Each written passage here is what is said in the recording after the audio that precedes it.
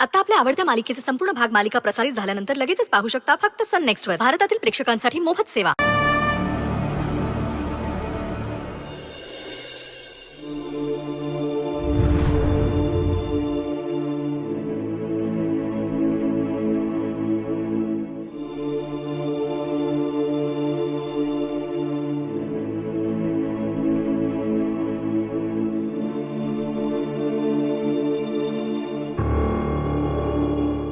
विठा, शांत हो. अगं तू एवढी धीराची आहेस, शहाणी आहेस. असं भरल्या घरात तिन्ही सांजेचं रडू नये. डॉक्टरनी औषध दिले सत्यवानला. काळजी करू नकोस, लवकर बरं वाटेल त्याला. हा हा हा हा हा नलिनी बद्दल बोलतेस ना? खरंय, काहीही किलमेश मनात न ठेवता ती वेळेवर सत्यवानला वाचवायला धावून आली. पण मला हे कळत नाही की असं तिथं काय घडलं की सत्यवान एवढा बेशुद्ध पडेपर्यंत धावत सुटला.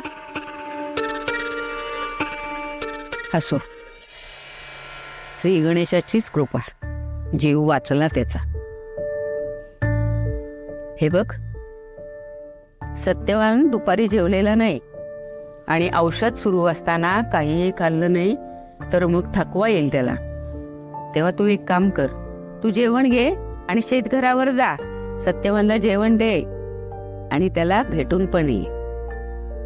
जा, जपून जा परी.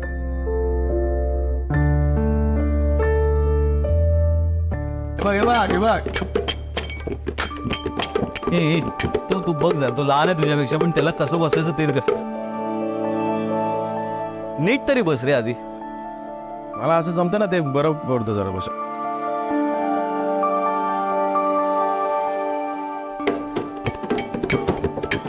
अरे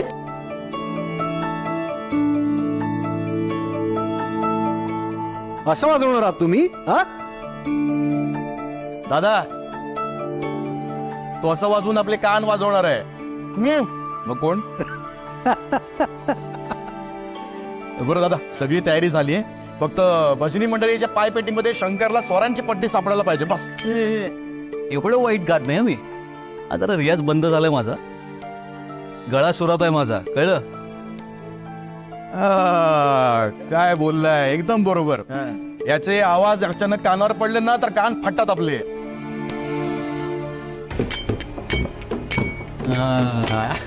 असं बघ, भजन आहे रे, भजन आहे. बट दादा, एक गोष्ट अजून एक की यावर्षी आपल्या भजनी मंडळीमध्ये आपली खोतांची पण पार्टी असेल ना? अरे म्हणजे मी मृदुंग वाजवेन, शंकर आपला गाईल आणि वेद आणि सौरभ टाळ वाजवतील. पण हे ऐकणार कोण? भिकाजी बुवा येणार आहेत ना भजनाला? हो. मस्त गातात रे ते. काय आहे, गणपती ही कलेची देवता आहे,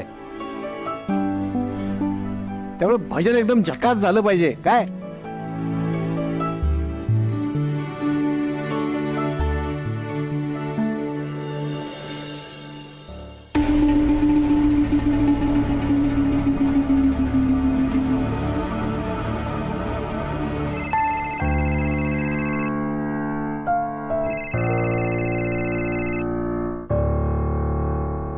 हॅलो हॅलो नली, हे का सारखे फोन करतोयस? मी फोन कट करते याचा अर्थ कळत नाहीये का तुला? मला तुझ्याशी बोलायचं नाहीये. प्लीज मला फोन करू नकोस. नाही बोलायचंय मला.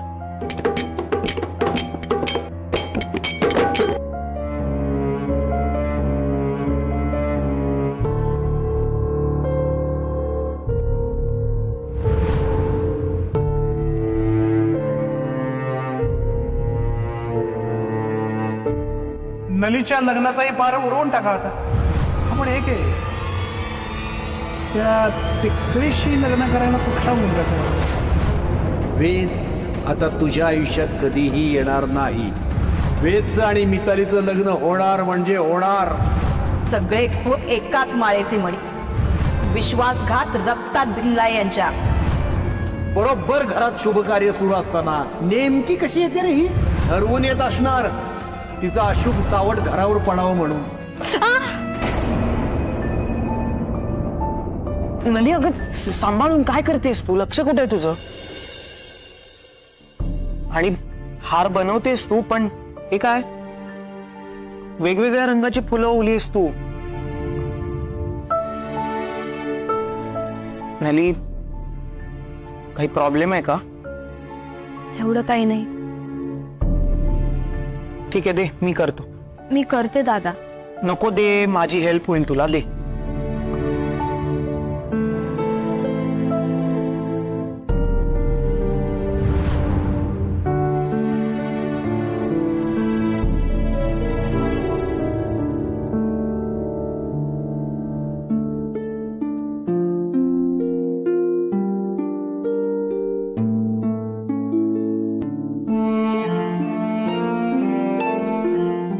बाप्पा, तुझं उद्या आगमन होणार आहे. तू सुख करतायस, तूच दुःख हरतायस. माझं काय चुकतंय ते सांग मला. वेदची मी तोडून बोलते, याचा त्रास मला सुद्धा होतोय. मान्य करते मी, वेद चांगला मुलगा आहे. पण वेदच्या घरातले कायम माझा अपमान करत असतात. बाबाराव खोत तर मला वाईट बोलायची एक संधी सुद्धा सोडत नाहीत. अंधश्रद्धा कुरवाळत बसणाऱ्या बाबाराव खोतांचा मुलगा वेद